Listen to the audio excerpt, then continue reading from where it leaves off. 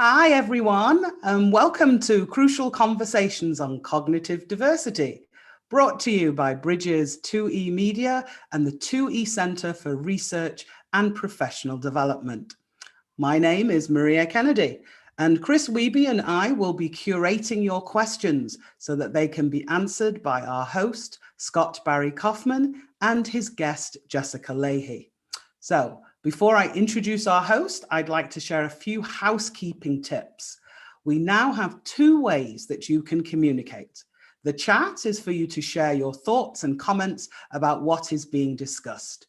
There is also a Q&A tab where you can write your questions for Scott or Jessica. Thank you so much, those of you who've already completed the poll. I'm going to leave it open for a few more seconds, and then I will share the results later on. So some of your questions will be answered in the chat by Chris, and some will be answered directly by Scott or Jessica. So you can write your questions in the Q&A at any time. The sooner you submit them, the more likely we will have time to answer them. So, without further ado, as they say, I'd like to introduce our esteemed host. So let me tell you something about him. So Scott Barry Kaufman is a humanistic psychologist exploring the depths of human potential. Dr. Kaufman received a PhD in cognitive science from Yale University and has taught at Columbia, NYU, the University of Pennsylvania, and elsewhere. He hosts the Psychology Podcast, the #1 psychology podcast in the world, and is author and/or editor of 9 books, including Transcend, the New Science of Self-Actualization, Wired to Create, Unraveling the Mysteries of the Creative Mind with Carolyn Grigori, and Ungifted, Intelligence Redefined. In 2015, Business Insider named him one of 50 groundbreaking scientists who are changing the way we see the world. Ladies and gentlemen, it is my distinct honor and pleasure to introduce you to our host, Dr. Scott Barry Kaufman. Thanks, Maria. That was a great intro. I love that intro. It made me feel good about myself. You're awesome. Thank you. No, you're awesomer. Thank you so much. And thanks for everyone for coming today. It is now my great honor to interview and introduce Jessica Lahey. Jessica Lahey is a teacher, writer, and mom. Over 20 years, she's taught every grade from 6th to 12th in both public and private schools, including 5 years in an inpatient drug and alcohol rehab for adolescents. She writes about education, parenting, and child welfare for the Washington Post, the New York Times, the Atlantic, Vermont Public Radio, and is the author of the New York Times bestselling book, The Gift of Failure: How the Best Parents Learn to Let Go So Their Children Can Succeed. She's a member of the Amazon Studios Thought Leader Board and wrote the educational curriculum for Amazon Kids' The Stinky and Dirty Show. Jessica earned a BA in Comparative Literature from the University of Massachusetts and a JD with a concentration in juvenile and education law from the University of North Carolina School of Law. She lives in Vermont with her husband and 2 sons. And her second book, which we'll be discussing today, is The Addiction Inoculation: Raising Healthy Kids in a Culture of Dependence. It was just released. Hey, Jessica, it's so great to chat with you today. Hello. And you guys have to start my video. I can't start my own video. It's lovely to see you, Scott. It's lovely to see your profile picture there. Now it's lovely to see me. How are you? Great to see you. Good. I'm good. How are you? Very well. We're having an unexpected snowstorm here in Vermont, so it's a little weird for me today. But, you know, I'm going to try to hold it together. Yeah, try to hold it together. Good luck. Stay inside and have a fireside chat with SBK. Okay, that's one of my favorite things to do, so I'll stick with that. I love it. Well, I want to start off by asking, why do you write the stuff that you do? I get all these great questions from readers about like, how do you write all these articles? When I was writing for The Atlantic, I was writing about an article a week, and people are like, okay, well, how do you write all these articles that, people seem so interested in? And the honest answer to the question is I write about the stuff that I'm curious about. I think being a teacher is so fantastic for me. When I was teaching full time, I constantly had to stay ahead of, okay, I'm going to be teaching about Robert Frost in like 3 or 4 days. What like possible questions could anyone ask about Robert Frost? And so, Jess, you got to become an expert in Robert Frost over the next 4 days. That sort of craving for just understanding the world around me. And more than anything else, and I think this is something that you're so great at, is figuring out how things are interconnected. Like, before I wrote Gift of Failure, I had an inclination, I had a kind of an understanding about how some of the things we do as parents affect kids' motivation, because there was some research on that out there. But what I didn't fully understand is how it affects their learning.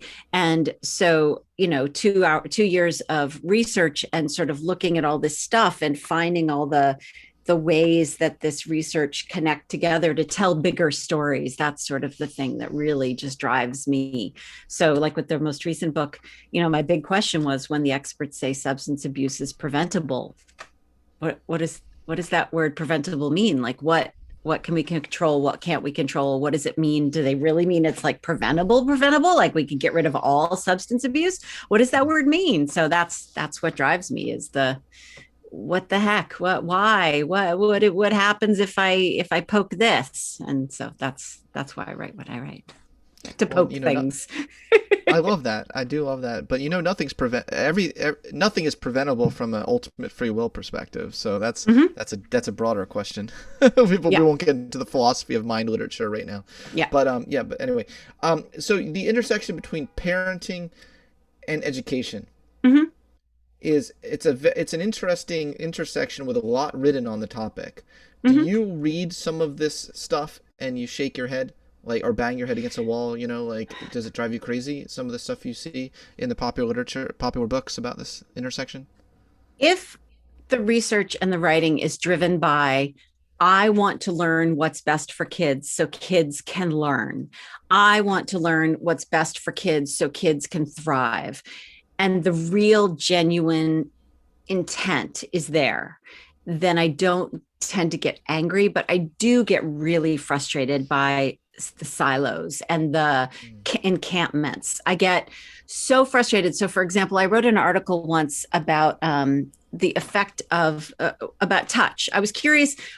I knew what the answer would be when I said, should teachers be able to touch children? And of course, what I'm talking about is put a hand on a shoulder, just sort of, I taught in middle school, and I taught a lot of kids who really would come to me in the morning to get their morning hug and stuff like that. So I just was curious, where are we on that? And what's the research on, social touch and stuff like that? So I was looking for a quote from a teacher. First of all, it was almost impossible to get one, but I finally got one, and I got one from a teacher who is an administrator who is really well known in the world of charter schools, and sort of, the high directive, here's how you sit, here's how you show a teacher you're giving attention, and that's kind of stuff. And some people disregarded the whole article, which was about normal social touch, because the source I quoted was a charter figurehead, which has nothing to do, but he is also a teacher. And so that kind of encampment and entrenchment in the whole, like, oh, you're talking to someone who's pro-charter, therefore you must be pro-charter. And I'm going to now disregard anything you have to say about about unions, about public schools, about, all this stuff is it's really weird. And I didn't fully understand it until I started writing. And my sweet spot is not policy. My sweet spot is what works for learning. And yet it's really impossible to once you get someone angry at you for being what they perceive to be in one camp or another, it can be difficult to roll that back. That's when I get angry. When someone has an agenda going in and I'm reading it and I'm saying, I know you say you're looking at evidence, but I can see where this is going and you're cherry picking and this is all about your agenda going in. That's when I get really, really frustrated. But on the other hand, I think I also don't want to stifle this new.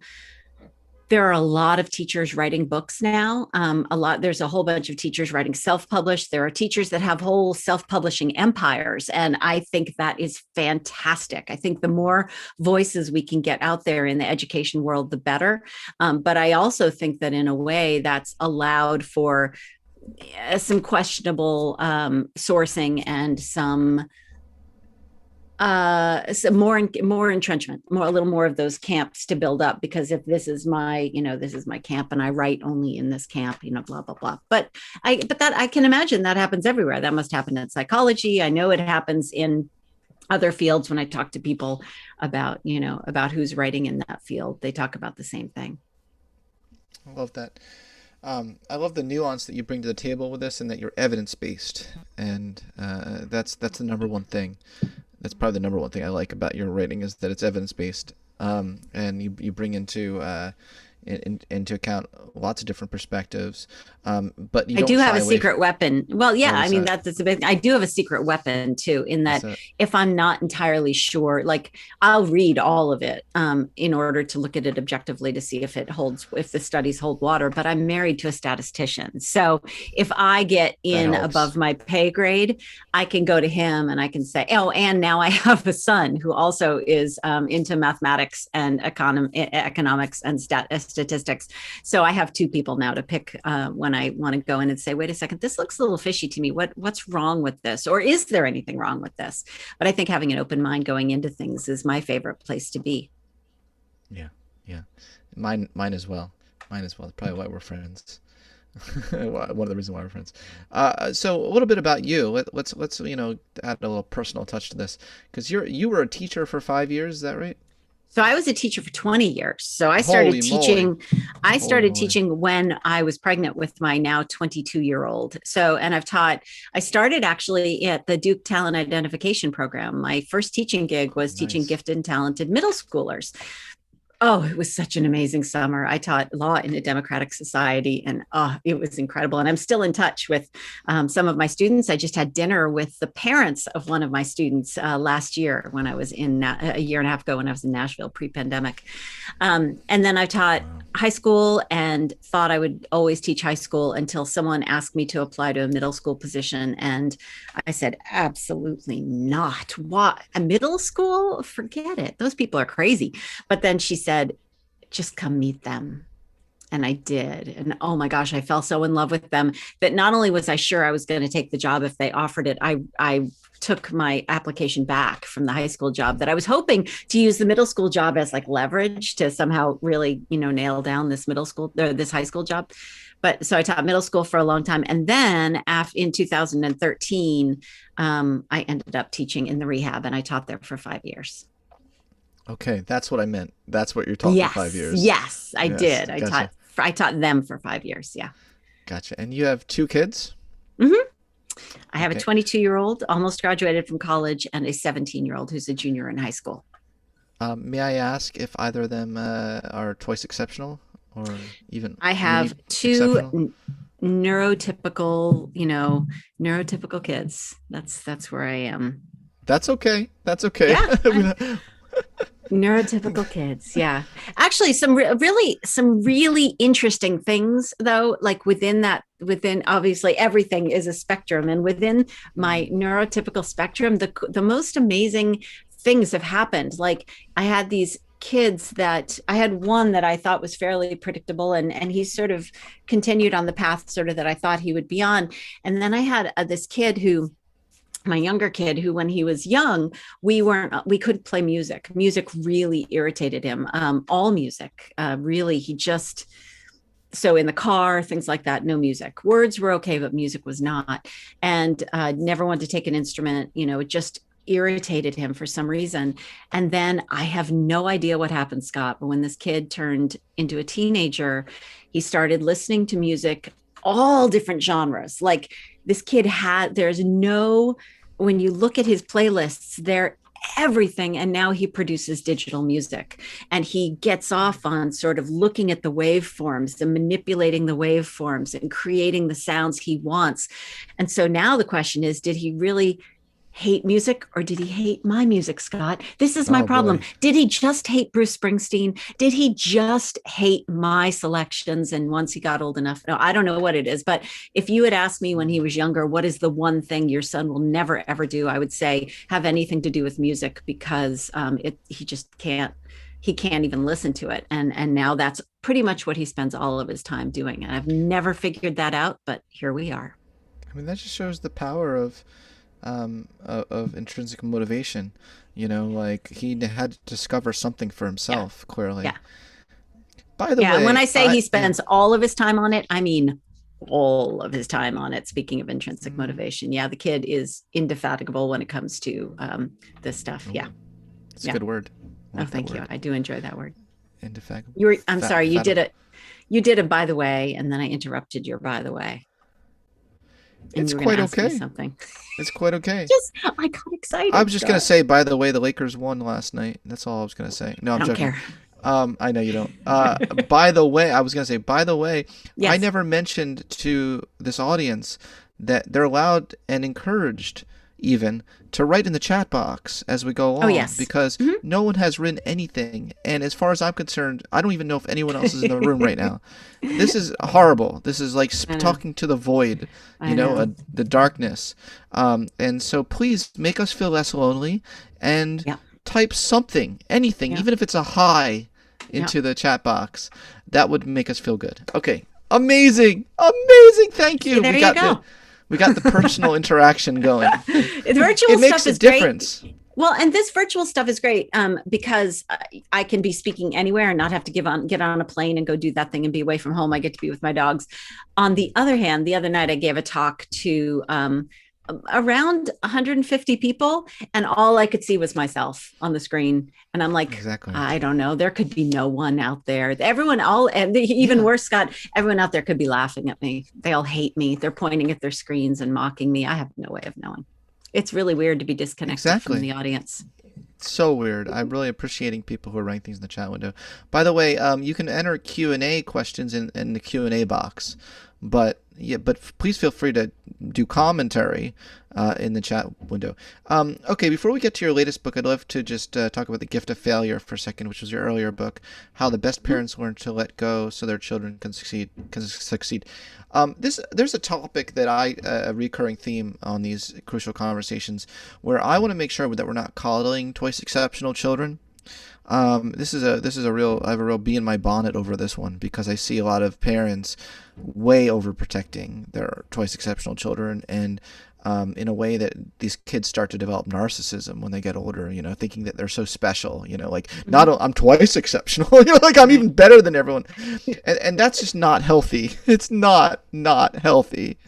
So what do you think we can do to help these kids have, this healthy sense of, failure is okay, but also the reverse, in a sense, like I'm not so special that, like I'm above failure? This is one of the hardest questions I get, mainly because, full disclosure, my special needs and what kids need specifically when it's outside of I've mainly taught neurotypical kids. I do have to tell you, Scott, one of my very favorite jobs ever was I was a ski instructor at Loon Mountain in New Hampshire for the disabled ski school, the adaptive ski school for years. And my particular favorite group of kids to teach were kids who, I had a lot of students who had trisomy 21, and something about trisomy 21 takes away fear. A lot of kids don't have a fear response. So I got very, very good at skiing backwards, because I had to ski in front of them so that they would backwards in front of them, so they wouldn't shoot out into the woods and just launch themselves off of things. And I would wear this gigantic dinosaur hat that was very colorful, so that I could say, follow the dinosaur, follow the dinosaur. And so that's the with the exception of some work I did when I was teaching high school, that's not in my wheelhouse. So I always feel I have to speak from a place from which I am an expert, and I will not overstep that box. So from my perspective, the answer to the question I often get, which is yes, this is all great for neurotypical kids. You're the mother of 2 neurotypical kids. You teach neurotypical kids. What about my special needs kid? And I actually have a channel on YouTube where I answer sort of gift or failure, frequently asked questions. And one of them is, what about my special needs kid? And I think for every kid, what they really need for us is for us to do our very best to step back and have the most objective view of their abilities possible, and then stick our big toe over it. Just slide our big toe over that line. And, the research on neurotypical kids and education is that, if teachers have an expectation that their kids are gifted, the teacher will have higher expectations of them, and the kids will rise to a higher level than the kids when the teacher believes they're average. But on the other hand, I think for everyone, for me, for kids who have special needs, I think it's going to be really important for kids to feel like someone has expectations for them that lead them to have hope. And there's all this great research that I love. I mean, least of which from Shane Lopez, our dearly departed Shane Lopez, and also Valerie Maholmes, who writes about the importance of hope to raise kids out of poverty. Shane Lopez used to describe hope as the understanding that your world, your life, the world around you, the greater world can be a better place, and that you have the power to make that happen. And so I think that's where a lot of the stuff I write about having to do with self-efficacy, where that comes in. But I think that idea that for all kids, we know that for all kids, when they have one adult who believes in them and supports them no matter what, they're going to be in a better position than they would have been otherwise, especially for kids who have had a high level of adverse childhood experiences, trauma. So I'm going to globalize what I know, and I know that's not always the best thing to do, but I'm going to say that, really just having an expectation that's slightly beyond where a kid would normally draw the line for themselves. And the interesting thing about that is, from toddlers all the way through to adolescence, those moments when kids surprise themselves or surprise the adult around them with what they're capable of doing, those moments really amaze me. I had a dad who sent me a video once of the kids had asked the dad if they could help with the laundry, and the dad was like, well, no, because you're not tall enough to reach into the thing, and it's heavy and it's wet, it's unwieldy. No. And the kid begged and begged and begged. So it was like a 5-year-old and a 2-year-old, and the 5-year-old begged and begged and begged. And he said, if we work together, we can do it. And the video it was a top loading washing machine. And the 5-year-old told the 2-year-old in the video, look, I'm going to climb up on this top loading washing machine, and I'm going to lower myself into the washing machine. Don't worry. The dad was right there. If he had fallen in, the dad could have pulled him out. And he literally and then he said to his sister, and if I fall in, you just grab my legs and you pull me out, and I'll hand you the things and you put them in the dryer. And for the next 10 minutes, you watch this 5-year-old basically falling into the washing machine over and over and over again, getting the things out, handing them to his toddler sister, who was mostly pre-verbal, sticking things into the washing machine, and they did the laundry. I mean, they're just, and then that's even before getting into the concept of desirable difficulties and how powerful desirable difficulties are as a learning tool. When you give someone something that's slightly above their ability level, slightly more difficult to parse, slightly harder to translate, you can actually help them encode that information more deeply. Their learning in the short term will be deeper, and their retention over the long term will be more durable. So for so many reasons, my answer is put your toe over the line of where you genuinely expect that their ability level to end, and see what happens. With support. Of course, you're there. With support, you are supporting, redirecting. You are autonomy supportive, not directive, not controlling. You are autonomy supportive. How's that, Scott? Okay, good. Well, that's nice. What if you're not supported though in your environment? You, the parent, or you, the child? You, the child, you're not supported and you still want to have hope in a psychological way. What do you do? Yeah, so many of my students at the rehab were in that exact situation. So to give you an idea, I asked one of my students once, we were writing essays about the way we see ourselves and the way other people see us. And I was curious to see what the differences would be. And this one student who was just angry a lot, he was so angry. And we really need to talk about trauma-informed teaching, but he was so angry all the time. And he told me he was willing to write the one about how he saw himself, but he was not willing to write the one about how other people saw him. And I sat down with him, and luckily at the rehab, I often had counselors in the room with me, so that if someone started to really, it was hard for them because they had just either detoxed or been taken off of all of the drugs that they had been using to manage their big, scary emotions and numb out. So these kids are really raw. There's a lot of nerve endings just waving in the air and, waiting to get mad at me for asking them to do something they don't want to do. And so I sat down with him and we talked about why he wouldn't write this essay.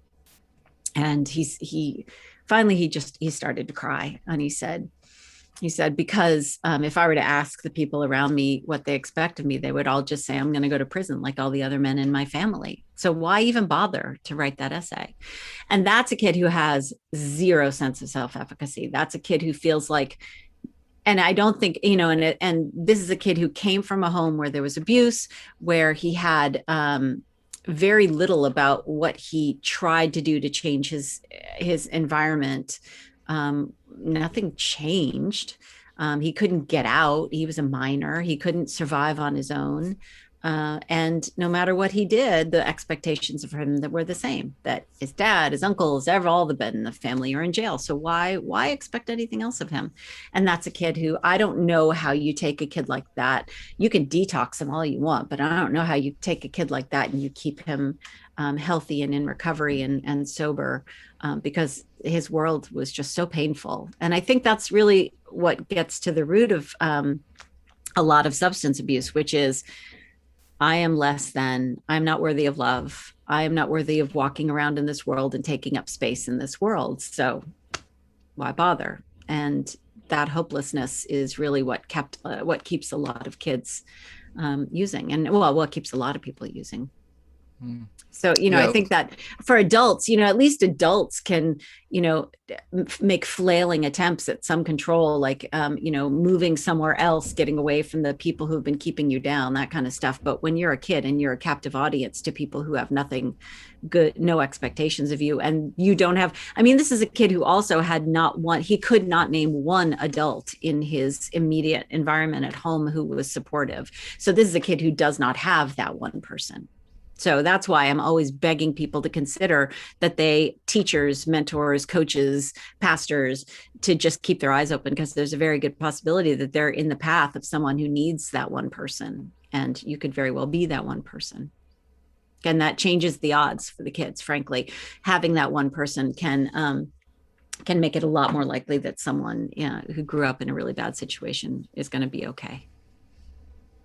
Yeah, what a very eye-opening book, because the whole framing of there are things you can do as a parent to even increase the odds that a child will be addicted. That's like, wow, whoa, Yeah. But let me ask you a really nerdy question. Like, please do. Like, you didn't control for genes. So how do you know that, like, it's not just there's an addiction genes that you give to the child inherits, and it has nothing to do with your actual parenting? So I did. So one of the reasons I wrote this book, one of the reasons I wrote this book is that I was raised by an alcoholic, and one of my parents was raised by an alcoholic, and so on and so on and so on. So if you look at the research, sort of the best of what we've got, and I'm going to refer to the words of Mark Schuckett at USC, is that genetics are about 50 to 60% of the risk. So from the get-go, my two boys, and of course, there is no one gene you can point to. It's not like we can take CRISPR and say, "Ooh, boing, there's the genetics for substance abuse. Let's get rid of it." And there's a ton of crossover with personality. So, there are personality types that seem more drawn to to drugs and alcohol, there's, and that also has to do with sort of, the fact that during adolescence, for example, baseline levels of dopamine are lower than at any other time during your lifetime. So, for some kids that they respond to that by, seeking out lots of risk and novelty. But so anyway, so there's genetics. That's 50 to 60% of the picture right there. But there's this horrible analogy. Oh, it's so bad, but it's so perfect. I have to keep using it, which is genetics are the bullet in the gun, but trauma is the trigger.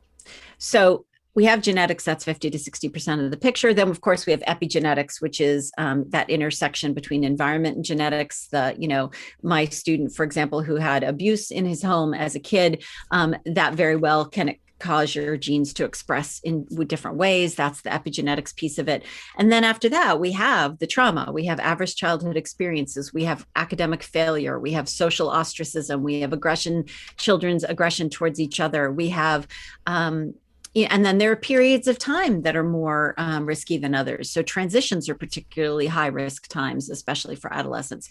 We have the fact that the adolescent brain is still under construction and will be until they're in their early to mid 20s, and just runs a little bit different and weighs risk benefit analysis a little bit differently. So all of that stuff all taken together, that's at the base for sort of the risk prevention scale. And I sort of in this book picture it like a scale where risk is on one side and prevention is on the other side. And so the heavier your risk side, I'm talking about those old timey like scales of justice scales.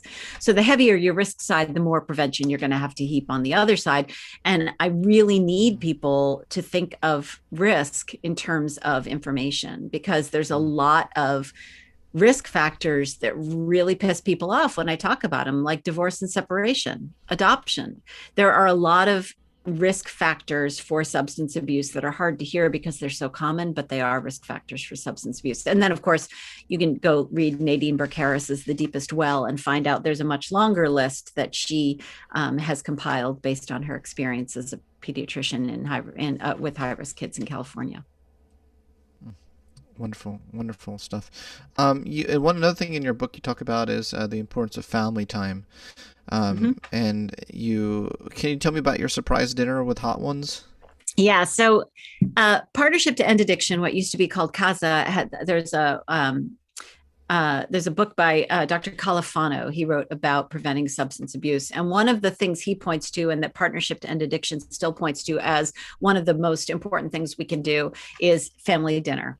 And family dinner, as you can imagine, Scott, and this is the other reason I love research so much, is because people throw all these things out, like whether it's, having dinner with your kid every night, or, if your kid's friends do drugs, then your kids are more likely to do drugs. And frankly, that statistic or that pearl felt just really too black and white to me. And it turns out that's a much deeper story. But this family dinner thing, to me, yes, family dinner is a perfect time to sit down, take stock of each other, talk to each other, make sure there's no weird new depression, anxiety, unpredictable happiness, or, mood swings going on. We can see the stuff if we're sitting down and checking in with each other, and dinner is a great time to do that. But I actually see family dinner as emblematic of something bigger, which is time to check in with our kids. And, for a lot of kids, that could be riding in the car during traveling soccer league stuff. And for a lot of kids, that could be, for our family, the sex talks, most of them anyway, happened on a chairlift because we lived down the street from the Dartmouth Skiway, and my husband spent a lot of time on the chairlift with my sons. And for some people, it's dinner. But time to check in with your family or on a regular basis, on a predictable regular basis, is one of the more important things we can do. And of course, it's not about, as we often, we know when we read this stuff, it's not about the dinner. It's about the talking and the communication. So to that end, I now have a 22-year-old and a 17-year-old, and they don't tell me a lot. And actually, this took place a couple of years ago. They just don't tell me a lot. And it's hard to get past the, how was your day? Fine. Now things are starting to get better, but they were in a pretty secretive and keep it close to the chest kind of place. But we love the show Hot Ones. It's on the First We Feast network on YouTube. It's hosted by a guy named Sean Evans, who is a talented interviewer. And his idea was this: take these celebrities who are really good about being defensive about questions, not defensive, but they have walls up. They're really good at not quite answering the question in order to protect privacy or because they're so unused to revealing stuff. And then give them 10 hot wings. Give them hot wings in ascending order from not that spicy all the way up to so spicy that you cry.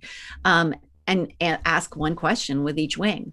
And that spice just throws people off. It makes you, it's like, here's the question. Oh, look over here. And, it just kind of gets people, draws their attention away. And people will say stuff they just didn't mean to say because they're so whatever. Yeah. So I secretly reenacted that. I set it up with some wings, real wings and some vegan wings, and bought all the sauces that they use on the show. There's a place where you can do that. And set it up. And my husband and I labored over the 10 questions, and we came up with 10 questions. They're in the book, The Addiction Inoculation. There's a whole chapter that starts with this story. And we spent 3 hours not just answering the questions, but talking about the answers to the questions. Like, which of your grandparents do you think you resemble most from a personality perspective, and why? So there's the answer. And then there's the, wow, I thought you would have said blah, or here's why I think you would have said blah. And laughing.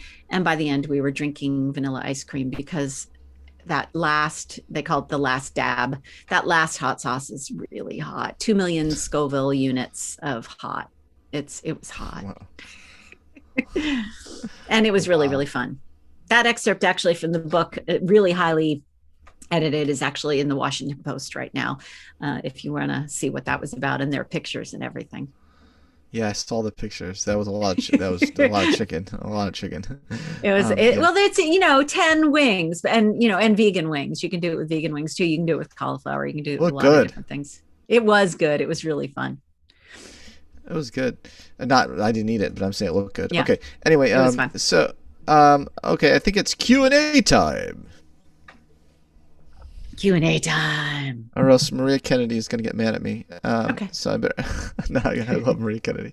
There's an SNL skit on everything. Someone said there's an SNL skit on the Hot Ones thing. There's an SNL skit on everything. So funny. It's true. Okay, so Tova Cooper. This is a bit off topic, but when I heard you worked at an inpatient institution, it made me wonder if you knew of a place my son, who is 2E spectrum and gifted, could go to learn skills like DBT to help him manage extreme anxiety and related behaviors. I don't. So here's the deal with the inpatient rehab where I taught was strictly substance abuse. And when my job there ended, it ended because they decided to close the adolescent unit and open it for more adults so they could treat more adults. And so with that, we lost the one place where kids in Vermont could go for inpatient treatment, mainly because there's a push now for community-based treatment. However, there is a place in southern Vermont called Brattleboro Retreat, which is for kids with dual diagnosis, which is usually substance abuse and some sort of mental health issue. So Brattleboro Retreat is the one place that I know of that handles anything like that. I would not be speaking with any kind of authority if I were to weigh in on that. Okay. I would have the same answer if I was answering that question. And honestly, if I were to answer that question, I would mention places I know of because I've heard people and I know people, and that is not any kind of evaluation that you want because it's not objective. Love it. I love that. I love that response. Sharon Barkin says, "What are the top 5 books both of you, would recommend every?" Oh my gosh, this is the best question ever. Oh, top 5 questions. Okay, first of all, and I have one of them right here because I gave a presentation last night and someone asked about books for kids. So, number 1, there is a book starting when kids are sort of tween-ish. There is a book by Catherine Newman, who writes for Real Simple, and she has written a bunch of other books, and she is amazing. And this book is called How to Be a Person. And essentially what she was looking for in a book was, those DK books, when my kids were little, they loved them. They have photographs of things in various categories, and they talk about what all the things are. She wanted that, but for like stuff around the house and how to address an envelope and how to clean a toilet. So she made it, how to make a bed, how to manage clean laundry, how to pack for a trip. I mean, come on, how to be a person. So this book I give to kids really between like 6 and 10. I'm a huge fan of this book, and Scott's doing exactly what I want to do, which is get up and go get books that I want kids to read. I'm a huge fan from a substance use. And I also have to say this, I'm a huge fan, not myself, of graphic novels. I actually don't love a lot of graphic novels, but my students, especially my students in the rehab, love graphic novels. And there are a lot of graphic novels that do some pretty amazing stuff. And this one by Jarrett Krozowska, called Hey Kiddo. So Jarrett has done a whole bunch of really cool graphic novels. I love his work. This is his memoir. He was raised by his grandparents because his mom was addicted to heroin and his dad had taken off on them. And so Hey Kiddo, it really is the story. It's mentioned in my book, The Addiction Inoculation, because one of the things I do, I have to get around the fact I used to have to get around the fact at the rehab that sometimes words are really hard for some of these kids. They've been avoiding a lot of emotions they don't want to deal with, and many of them have been told that they're stupid. Many of them have undiagnosed and untreated dyslexia. Many of them have issues that they've just never been helped with. So reading has been something that they've been told they're not good at. So helping some of those kids sort of guide them with graphic novels has been helpful. But also when kids are talking about hard stuff, like substance abuse in their family, words can be difficult. So this one actually tells a lot of those stories, also with pictures. Like the moment he had to first tell a friend that his mom was in jail is part of this book. And that's one of my very favorite pages in here. So this is a book that I highly recommend. I'm going to skip ahead to, and Scott's going to love that I'm recommending this one, because right about the time I wrote The Gift of Failure, I heard that another person, how dare she, was writing on the exact same subject. And she wrote a book called How to Raise an Adult. And her name is Julie Lythcott-Haims. And Julie Lythcott-Haims and I share a student. This is how we met. I taught someone who was 15 I taught her when she was 15 and in high school. And she went on to Stanford and she had Julie as a mentor. And so that's how I met Julie. Julie's new book, which came out the day my book came out, The Addiction Inoculation, hers is called How to Be an Adult, Your Turn. I bought 20 copies of this book because I am giving it to so many young adults. I'm giving this book to both of my kids have a copy. I'm bananas for this book because it is like the Bible of adulting. And as you may have seen before this thing started, it is incredibly inclusive. Julie wrote this book, made a commitment to inclusivity with this book. And she interviews all kinds of young adults from neurotypical, neuroatypical, straight, gay, black, white, it's just all over the board. And I'm just in awe of Julie and the work she does. And if you get a chance, you should also read her book, Real American. I actually hand a lot of kids Peggy Orenstein's Boys and Sex and Girls and Sex. I think it's a really beautiful book. It's really aimed at parents, but I think it's a book that a lot of kids can get a lot out of because And I'm also a big fan of planting books for kids, just sort of leaving them around. For kids who are reluctant readers, I'm a big fan of leaving nonfiction about topics that they're interested in around. So that's actually my last recommendation. So Peggy Orenstein's books, Julie Lythcott-Haims, Your Turn, Jarrett Krozowska's Hey Kiddo, Catherine Newman's How to Be a Person, and then whatever your kid is interested in, basketball, drawing, whatever it is, go find some nonfiction books about that thing and just leave them around. I had a kid once who told me that he didn't read, and because my job as a teacher is to get everyone reading something. And he said he doesn't read. And I said, well, you have to have read books. I mean, ever. And he's like, no, I don't read books. And I said, well, okay, well, let's get off that topic. What are you interested in your life? And he said, nothing. And I said, okay. So what in your life, what brings you any kind of joy? And he said, only one thing, my dog, my pit bull terrier. And I said, okay, challenge accepted. There is a book by Bronwyn Dickey called The Pit Bull, and it is about the history of the pit bull breed. And lo and behold, that non-reader was caught, I think 2 or 3 nights in a row reading under the covers with the light of a flashlight and light of a headlamp.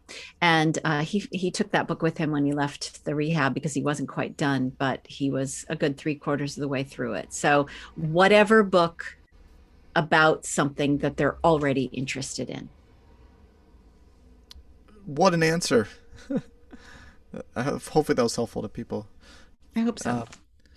Josh Asosella Stollerman said, I work in a high school for unique learners who have not been allowed to fail or taught that failing is a springboard to learning and exploration.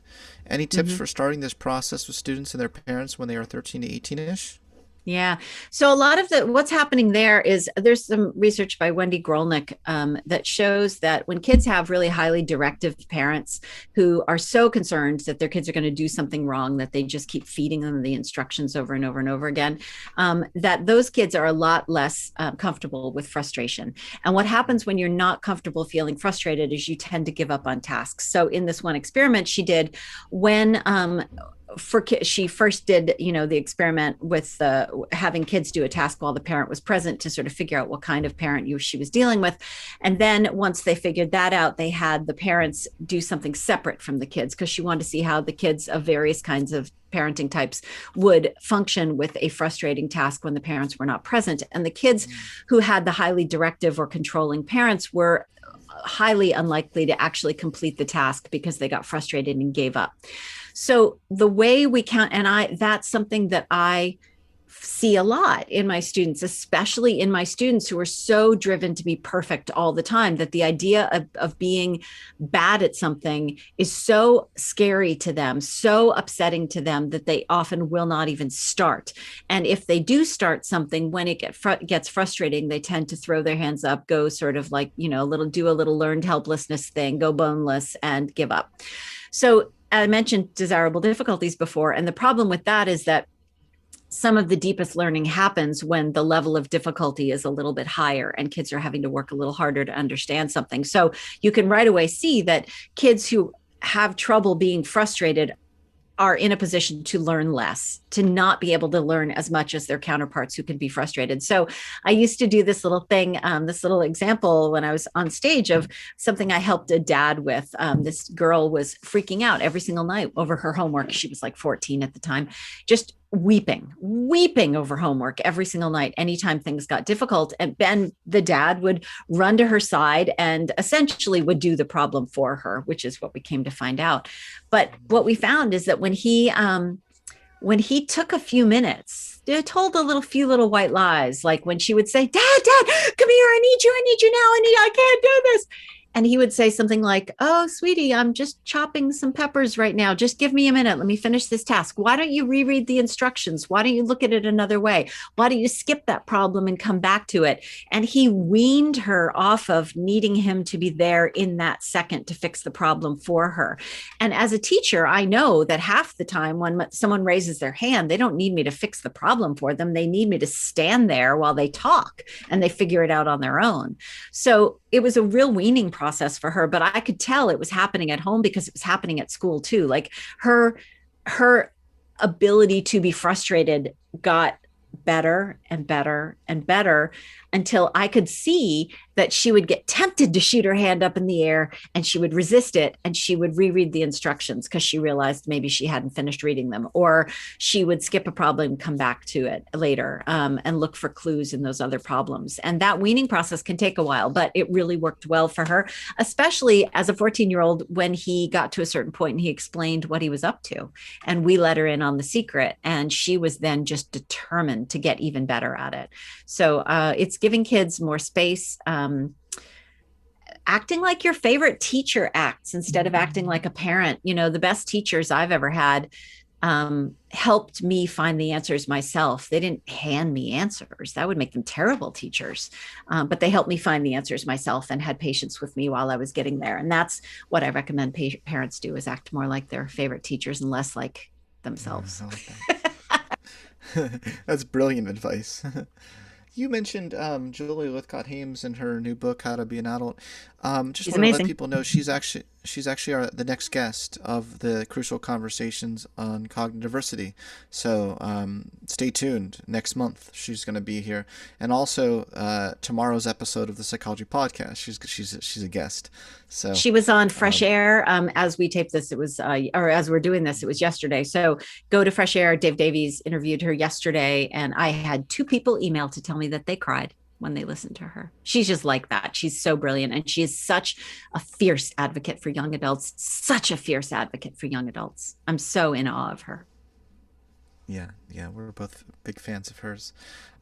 So this is going to be the last question today from Tina Engelberg.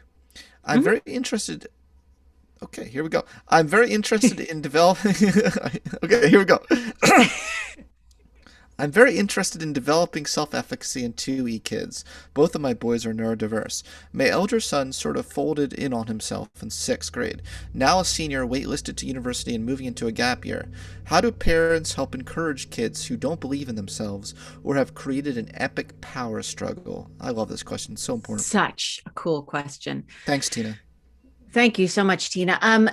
One of the things that is so wonderful, and I'm guessing these are older kids because they're talking about gap years. One of the nice things about older kids is that we have this incredible ability to talk with them, like with really little kids when they haven't had to struggle much and they need someone to guide them every second. You can kind of wean them off of that without having a conversation really about what you're doing. But with older kids, the best possible thing I've found is to model exactly what it is. Number one, modeling is always important. But in this particular concept, in this particular example, modeling exactly what it is you want to see from your kids looks a little like this. Sweetie, you know what? I have to apologize to you. I have been underestimating you. I think I've been not believing in your competence enough and not believing in you enough. And I think I've been putting that on you. And I'm really sorry for that. And I was doing the best I could do based on the evidence I had. But I've learned a little something, which is the more autonomy, which is kind of like independence, the more I let you have control over some things and the more I expect from you. And the more I expect that if there's a task in front of you that you can just do it, that the more likely you're going to be able to do that thing. And so from here on out, I think what I'm going to do is make my expectations really, really clear for you and make the consequences of you not reaching those expectations really, really clear. And then I need to give you more control over your life and over your tasks. And if I didn't do that, if I continued to just clean up the messes after you and do your stuff for you and make sure that you didn't feel the consequences, that would make me not a very good parent because I wouldn't be believing in you. And that's like my main job.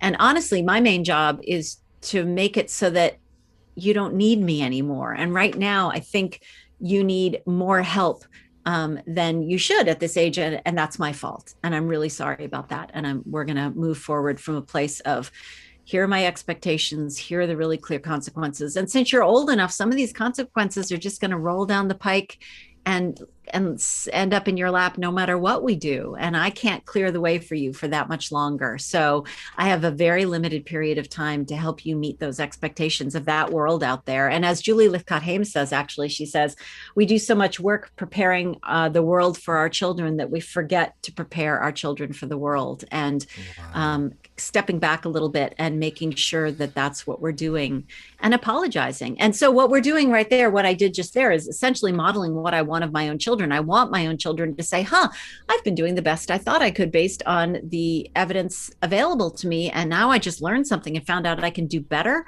Of course, the expectation is now I should try to do better. And that's all I can do. It's the reason that I have different rules around alcohol in my home for my 17-year-old than I did before I learned what I learned for addiction inoculation. You know, I was a little bit permissive with my 22-year-old, and we have a very clear, consistent message of no, not until it's legal for you for my 17-year-old. And that means that I'm modeling for them that process of always trying to be better. Beautiful. Beautiful. Jessica, you always inspire me to be a better human. So thank you so much for this chat today. Our friendship is so important to me. You really help me think about things in a deeper, more complex way. And I love talking to anyone who doesn't just take an assertion on its face value and understands that there's probably a lot more gray area in there. And can we please talk about that? Likewise. Yeah. Likewise. Yeah. And yeah, just to everyone, just to let you know, this was the first one in our season 2 of Crucial Conversations on Cognitive Diversity, but we have many more coming up. So please stay tuned, get on the mailing list. And we just want to thank you so much for coming today. Feel free to type something in the chat box. I suddenly forgot how to speak English.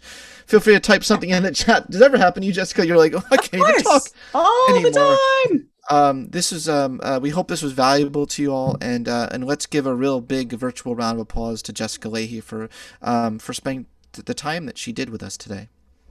Thank you. And don't forget to tune in for Julie Lithcott-Hames, because you will not be disappointed. Oh my gosh, she's amazing. Yay!